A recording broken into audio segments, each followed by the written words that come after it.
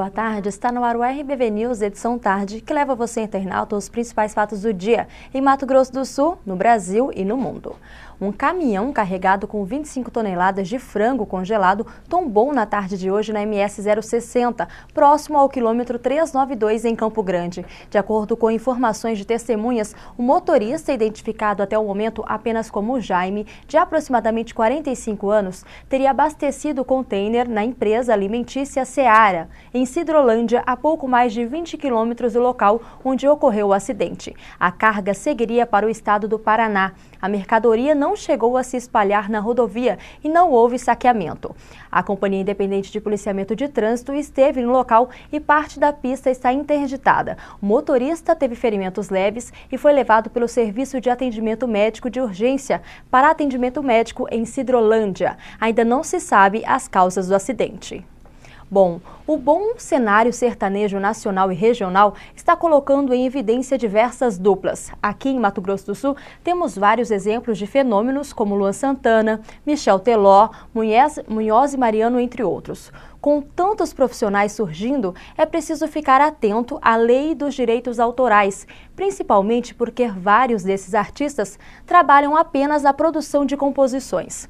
Dois casos de sucesso são Sorocaba, da dupla Fernando e Sorocaba, e Vitor, da dupla Vitor e Léo. Os dois são os campeões em arrecadação de direitos autorais no Brasil. Mas, de fato, como funciona esse processo? Uma pessoa comum que quiser compor, como pode comercializar suas músicas? Vamos entender como funciona essa parte burocrática, porém tão importante para o cenário musical. E para os compositores e representantes da União Brasileira de Compositores, estão aqui no nosso estúdio para falar um pouco sobre esse assunto com a gente, né? Quero agradecer a todos vocês, obrigada pela participação. Bom, Thaís Guenca, né, e o Marcos Rocker. Isso. Para começar, eu queria que você, Thaís, começasse falando para a gente, ou o Marcos, eu não sei quem vai se sentir mais à vontade para responder, se existe um perfil para ser compositor tanto aqui no nosso estado como fora. Olha, pode ser, eu começo. Primeiro, obrigado pelo convite do RBV News. E o perfil do compositor hoje, ele mudou em relação ao compositor do passado. Porque o compositor do passado, ele fazia uma obra e mostrava ao artista, e o artista, se ele gostasse, se casasse com a voz dele, ele gravava a canção e aí ia para o mercado. Hoje, o próprio mercado encomenda a obra. A gente costuma dizer que antes a composição, a música, a obra fazia o cantor. Hoje, aliás, o cantor fazia a música acontecer, hoje quem faz o cantor acontecer é a obra. Então, inverteu um pouquinho. Em relação ao perfil, não existe, porque o compositor é um artista, só que o segmento em que ele atua é um segmento mais em off, né? A gente coloca assim mais em bastidores. Então, o que ocasiona é que o compositor ele pode ser tão jovem, nós temos casos de jovens de 10, 12, 13, 14 anos, mas nós também temos compositores consagrados de 60, 70 anos que continuam compondo. É uma questão do talento que tem para se compor e também da situação que o mercado onde ele se encontra. Bom, vocês com toda a experiência, pode-se dizer que a região, ela influencia na hora de compor? Olha, a região geográfica não.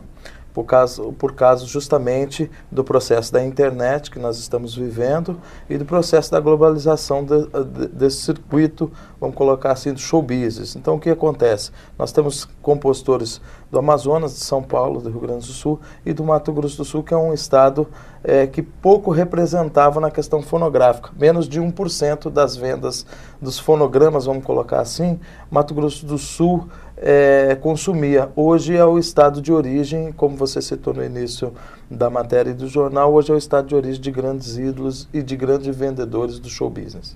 Bom, Thaís, eu queria que você falasse um pouquinho para a gente, para os nossos internautas, em relação aos direitos autorais. Como é que funciona? Nós tivemos uma grande polêmica com Michel Teló, com aquela música Ai Se Eu Te Pego, que apareceram vários compositores, né? Eu acho que ainda está na justiça. Como é que funciona esse direito? A questão dos direitos autorais hoje, ela funciona da seguinte forma. A importância de todos os compositores, o quê? Fazer a edição da obra, procurar uma editora, porque todas as obras são cadastradas no ECAD, todas as obras ela contém um contrato. A partir desse contrato é que essa obra é protegida contra gravações indevidas, contra o uso de terceiros. Então, qual que é a função da editora? A editora, a função é proteger a obra e proteger o autor. E junto com isso vem a divulgação da obra, vem aí, entra todas umas questões como liberação de obra para gravação, repertório. Então, assim, o que aconteceu nesse caso? Nesse caso, eles foram reivindicar os direitos, porque a pessoa, ela compôs a música, só que uma pessoa que já tinha um conhecimento a mais no sistema foi e registrou, e o que é válido realmente é o cadastro no ECAD. Então, assim que o músico compor a música, ele deve imediatamente registrá-la. Sim, Justo. é a proteção. É a proteção. Nesse caso, como a Thaís citou, alguém fez a obra e não se preocupou em protegê-la, né, devidamente. Então, o conselho que a gente dá é que procure uma editora ou uma sociedade, no caso a UBC aqui no Mato Grosso do Sul, para que legalize no ponto de vista de sistema. A partir de que ele seja legalizado, ele recebe um código. Esse código, como autor, como compositor, vai ser jogado no sistema. Todas as obras deles vão estar nesse código, que depois será gerado um ISRC, no caso de fonograma. Esse código, o ISRC, é um código de normatização internacional, mundial. Nesse código estão todas as informações de quem é realmente o dono da obra, evitando esse tipo de coisa que aconteceu no caso da música Aí Se Eu Te Pego, que foi cantada pelo Michel Teló. E como que funciona, como é feito o recolhimento desses direitos autorais? Então, os direitos autorais, o recolhimento dele é feito por TV, show e rádio.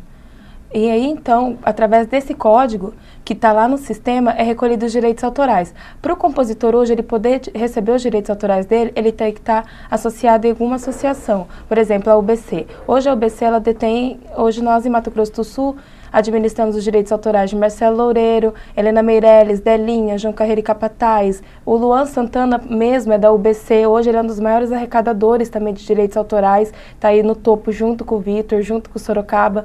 Então, assim, através desse código, dessa obra, ela fica no sistema. Então, toda vez que tocar TV, rádio, show, é gerado os direitos autorais.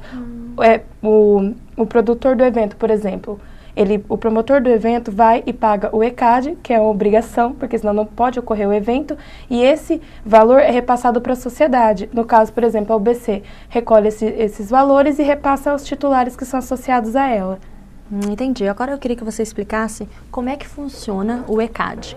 O ECAD, junto com a UBC, tem essa função de fiscalizar esses direitos. Por quê? Porque a partir do momento que é pago o ECAD, como ele é privado, a UBC o que quer? A UBC, junto com o ECAD, ela fiscaliza isso, ela faz a cobrança desses valores que foram pagos. Então, assim, é todo o quê?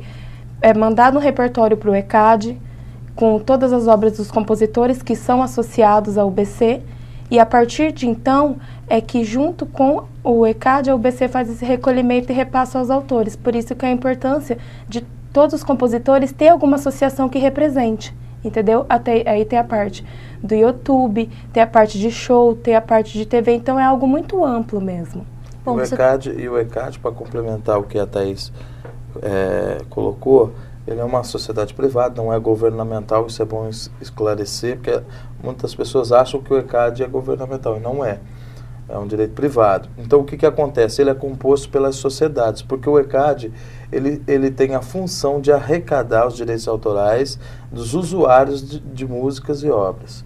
Mas ele não tem a função de distribuir. Então, o autor, o compositor, o músico, o intérprete, ele não consegue ter o seu direito autoral, receber o seu direito autoral direto do ECAD. Tem que ser por meio de uma sociedade de direito autoral, que no caso nós, aqui no Mato Grosso do Sul, somos a UBC, a União Brasileira de Compositores.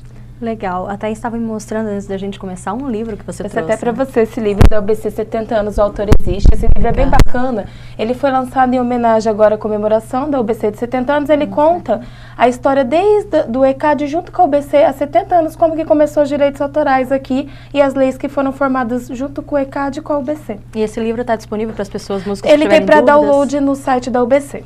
Qual que é o site? Fala para o É www.ubc.org.br.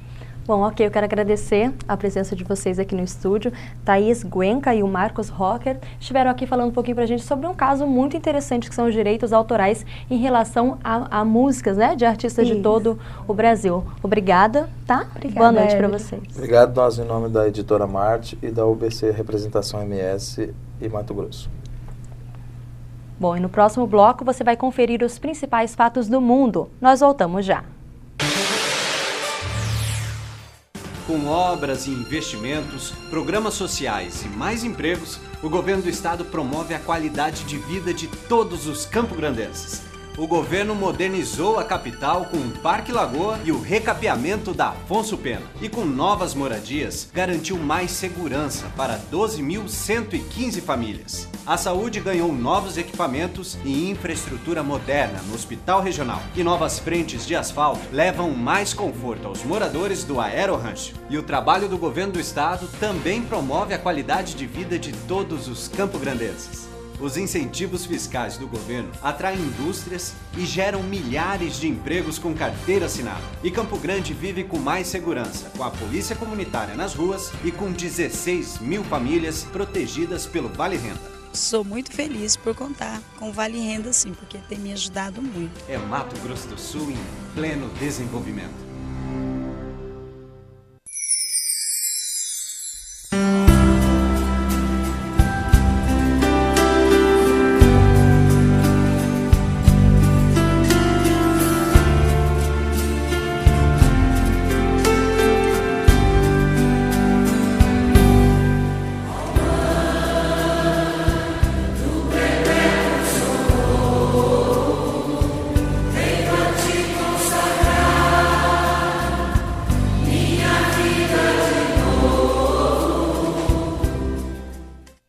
Atenção! Se você procura qualidade e tecnologia em alta definição, LEDs, mídia de alta definição, 3305-5040.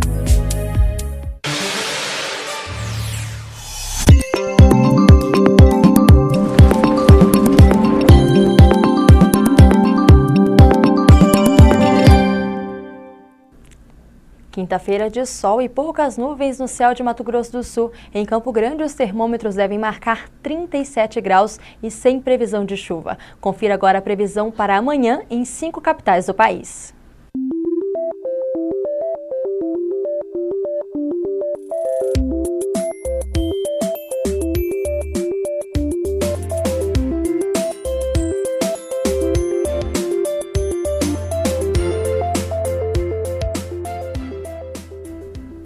Vamos agora aos fatos nacionais. A CPI do Cachoeira só volta a se reunir depois das eleições. A decisão foi tomada numa reunião dos líderes partidários que fazem parte da comissão mista do Senado.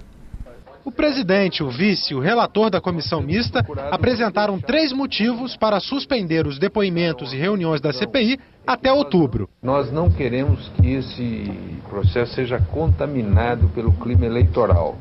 Nós somos todos aqui políticos, todos participamos de eleição e queremos que a conclusão da CPI seja serena. Durante um período em que o aquecimento das eleições tornam mais distante a presença dos parlamentares em Brasília, nós decidimos que neste curso do mês de setembro, sessões administrativas e oitivas estarão suspensas. Os membros da organização criminosa se valem do Código de Silêncio típico de máfia e não tem contribuído com o avanço da investigação. Enquanto as reuniões estiverem suspensas, o relator vai preparar um relatório parcial sobre as atividades financeiras do grupo de Carlinhos Cachoeira. Para isso, vai analisar um material inédito enviado pela Polícia Federal sobre a Operação Monte Carlo. São fotos, vídeos e documentos apreendidos na casa do contraventor e que agora estão instalados aqui, nos computadores da CPI. Lavagem de dinheiro e evasão de divisa não foi aprofundado pela Polícia Federal. Então nós vamos fazer um balanço de todas essa complexa teia de relações econômicas da organização criminosa e logo na sequência, depois do primeiro turno, nós voltaremos a ter as oitivas no dia 9 e no dia 10 de outubro, uma reunião administrativa. A CPI não está enterrada, não está sendo enterrada. Ela está mais viva do que nunca.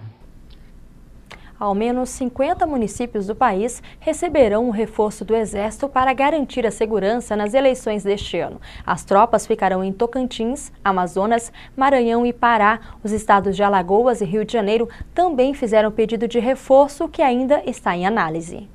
8 municípios tocantinenses vão receber reforço das tropas federais para fazer a segurança no dia das eleições. O efetivo do Exército será enviado a 4 zonas eleitorais no estado, para atuar em aldeias indígenas, com sede em Miracema, Goiatins, Itacajá e Tocantinópolis, além de Xambioá, que tem um histórico de violência. Uma medida de cautela, para que os trabalhos transcorram na maior naturalidade. A autorização para o envio de tropas federais cabe ao TSE, mas a manifestação da necessidade do reforço de segurança é feita pelo chefe do Executivo quando o efetivo da Polícia Militar não é suficiente. Nas eleições de 2010, o Tocantins contou com a ajuda do Exército e o pleito aconteceu de forma tranquila. Jogos eletrônicos vendidos ou baixados de graça pela internet devem ser classificados por idade. A portaria do Ministério da Justiça, que entrou em vigor nesta quarta-feira, também determina a classificação dos programas da TV por assinatura. Nesta sala do Ministério da Justiça, videogames, filmes e programas de TV são classificados. Os técnicos avaliam o conteúdo. Cenas de violência, sexo e uso de drogas indicam a faixa etária a que o programa é recomendado. Uma determinada cena pode causar bastante impacto e outra menos impacto. Por exemplo, na questão do sexo, nós temos uma nudez completa, temos nudez velada, temos a possibilidade de haver somente a insinuação de sexo e tem algumas outras em que chega a ter sexo explícito. Depois de classificados, os programas impróprios para menores de 12 anos só devem passar após 8 da noite.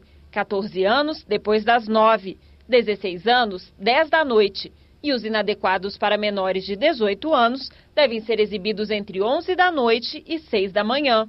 A pena para a emissora que descumprir essas faixas de horário está no Estatuto da Criança e do Adolescente.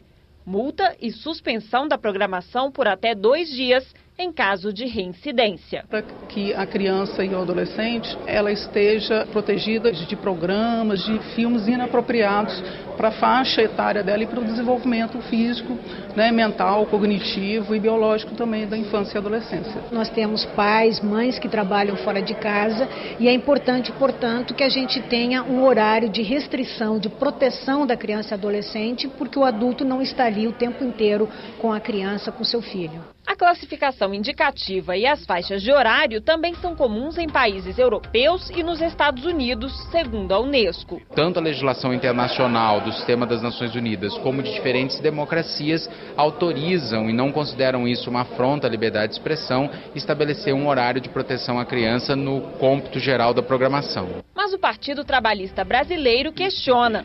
O PTB pediu ao Supremo Tribunal Federal que decida se as faixas de horário devem mesmo ser obrigatórias. A família, que é o seio, que é o principal seio da nossa sociedade, ela sim que deve determinar o que os filhos podem ou não ver. As emissoras de TV apoiam a ação e acham desnecessária a multa de até R$62 mil.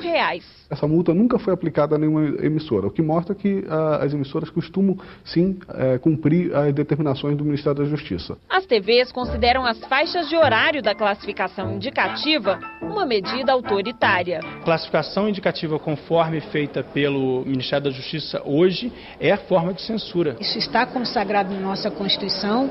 Proteger crianças é um dever da família, da sociedade e do Estado. No Supremo, os ministros Dias Toffoli, Luiz Fux, Carmen Lúcia e Aires Brito votaram contra o horário obrigatório.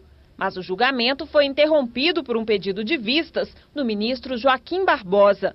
A polêmica repercute no Senado. Eu espero que esse pedido de vista signifique um voto discordante e que esse voto discordante seja capaz de estabelecer um novo convencimento no Supremo. Conforme a decisão, que parece o que vai ser majoritariamente a favor do pensamento do PTB, realmente nós teremos uma democracia mais ampla e, sobretudo, a valorização da decisão familiar sobre o futuro dos seus filhos. Toda essa polêmica deixaria de existir se uma lei de 2001 fosse cumprida. Ela prevê a instalação nos televisores de um equipamento que permite aos pais bloquear os programas que eles não querem que os filhos vejam. É o chamado V-Chip. A indústria não produziu os televisores com o dispositivo de controle e as emissoras também não fizeram muita questão de adaptarem suas programações para essa possibilidade de controle. Vamos agora aos fatos regionais. A Polícia Militar aqui de Mato Grosso do Sul realizou uma solenidade na manhã de hoje para comemorar o aniversário da instituição. O assassinato dos 2 universitários aqui em Campo Grande foi motivo de declarações do governador André Putinelli e de autoridades presentes ao ato. Com o desfile dos oficiais, das crianças e a condecoração de medalhas aos homenageados, foram comemorados os 177 anos da Polícia Militar de Mato Grosso do Sul.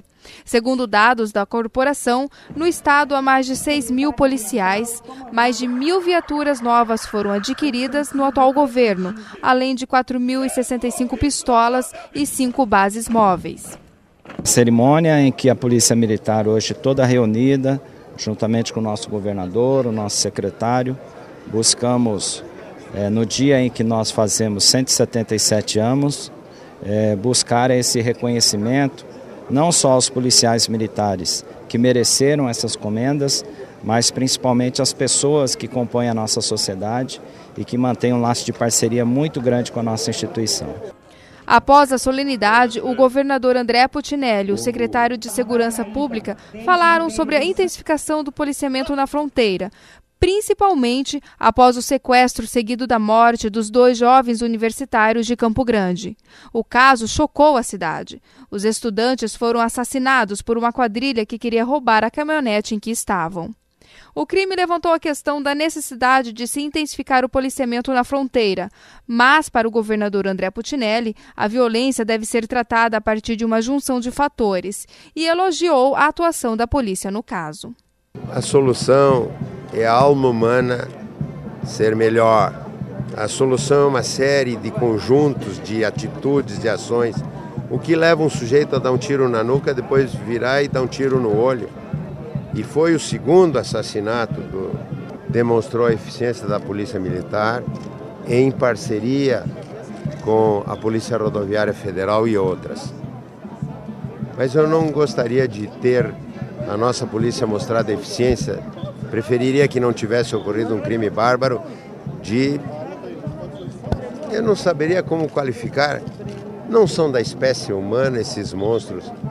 A fronteira, existe a Estratégia Nacional de Fronteira, a cargo do Ministério da Defesa e do Ministério da Justiça. O Ministério da Defesa são as operações Ágatas, que agora ainda há pouco acabou a 5ª operação e já está em planejamento a 6ª. E do Ministério da Justiça nós já fizemos 6 operações, participando todas as instituições policiais do Estado, as instituições federais e também das Forças Armadas, do Exército e da Marinha. De modo que essas são as operações especiais. O governador ainda disse ser favorável à reforma do Código Penal, com penas mais duras, como a prisão perpétua, e ser contra a legalização da maconha. Sou a favor de penas mais duras. Não pode, com 1/6 de cumprimento de pena, liberar latrocida. Isso é inconsequente. Prisão perpétua. Pena de morte, eu não sou favorável à pena de morte. Mas prisão perpétua, 1/6, cumpre 1/6 de pena e sai um latrocida. Imaginem quem faz esses códigos penais que tivesse um membro da família assassinado brutalmente dessa forma. Se pensaria com 1/6 de cumprimento de pena liberar. Não pode. Eu sou contra a legalização de maconha, contra a legalização de carro. Tem que ter um pouco de disciplina, tem que ter um pouco. Legalização da maconha, eu sou médico. Ela corrói os neurônios do imbecil que fuma. E ainda tem imbecis que defendem imbecis que fumam. São imbecis. A solenidade também teve demonstrações de ações simuladas pela Companhia Independente de Gerenciamento de Crises e Operações Especiais, o SIG-GOI.